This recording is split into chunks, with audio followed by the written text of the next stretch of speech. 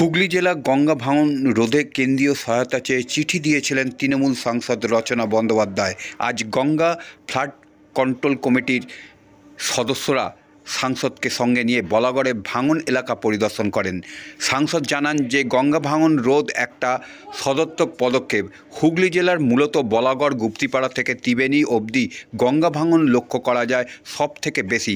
পাশাপাশি জেলার শহর অঞ্চল চন্দননগর, ভদ্রেশ্বর, শ্রীরামপুর ও কয়েকটি জায়গায় বিগত দিনে ভাঙন দেখা গেছে। ভোটের আগে বলাগড়ে প্রচারে এসে স্থানীয়দের মুখ থেকে গঙ্গা ভাঙন সমস্যা কথা শুনেছিলেন সাংসদ। প্রতিশ্রুতি দিয়েছিলেন ভোটে জিতলে গঙ্গা ভাঙন সমস্যার সমাধানে তিনি চেষ্টা করবেন। ভোটে জেতার পর জেলার গঙ্গা ভাঙন সমস্যার সমাধানের কেন্দ্রের চিঠি দিয়েছিলেন।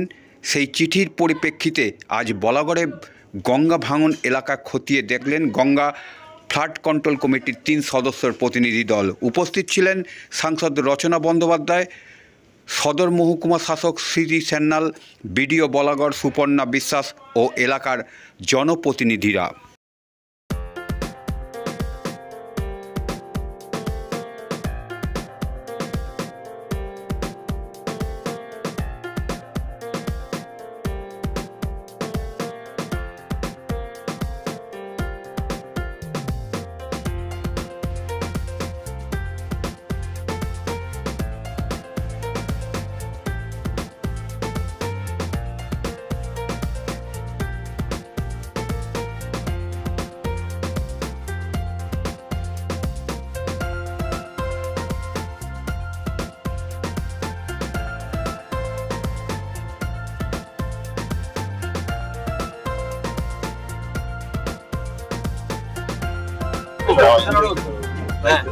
হ্যাঁ দিদি, একটু বলুন তো, আজকে তো এই ভাঙন দেখতে এলেন আপনারা, সেন্ট্রালে কি হয়েছে? হ্যাঁ দেখুন, আমি প্রথম থেকেই বলেছিলাম, আমি যখন প্রচারে এসেছিলাম তখন আমার চোখে এসেছিল আমার বিশাল বড় সবথেকে সমস্যার বিষয়, যেটা হুগলি তথা পশ্চিমবাংলার বিভিন্ন বৃহত্তর জায়গায় যে ভাঙন একটা বিশাল বড় সমস্যা। এবং আমি যাদের সাথে কথা বলেছিলাম তাদের চোখে জল দেখেছিলাম, তাদের আওয়াজ শুনেছিলাম, তারা অনেক অনেক আমাকে বলেছিলেন দিদি আমাদের জন্য কিছু একটা করো, হাত জোর করে আমাকে বলেছিলেন।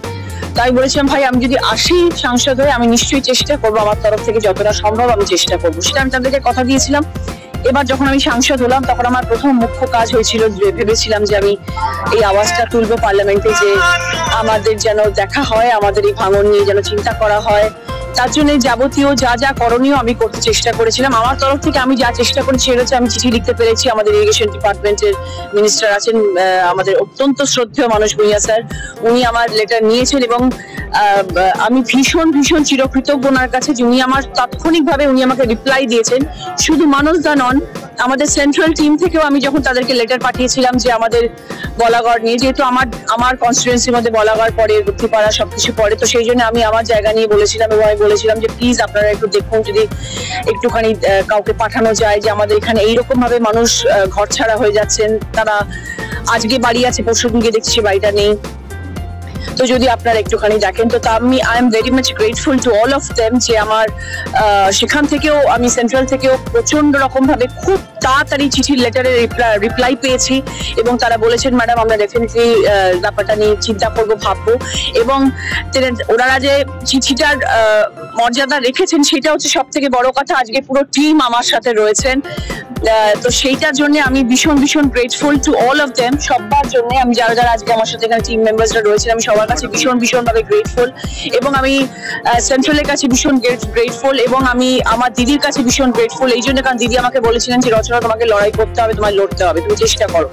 এবং আমি সেই চেষ্টা চালিয়ে যাব, আগামী 5 বছর আমি যতদিন আছি আমি আমার চেষ্টা চালিয়ে যাব।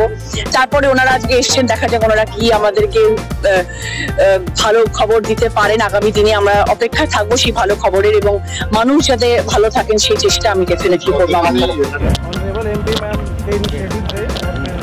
हमारे जल शक्ति मंत्रालय, हमारे चेयरमैन GFCC के गाइडेंस से हम लोग को भेजा गया है यहाँ पे कि फिजिकली वेरीफाई करें कितना इरोजन हो रहा है, उससे कितना प्रॉब्लम हो रहा है, और उस बेसिस पे फिर हम लोग रिपोर्ट अपने हायर अथॉरिटी को प्रोवाइड करेंगे और फिर इस पर टेक्निकल टीम बैठेगी और फिर आगे देखेंगे क्या करना है इसमें, और आगे के रिकमेंडेशन फिर दिए जाएंगे क्या किया जा सकता है। ये रिपोर्ट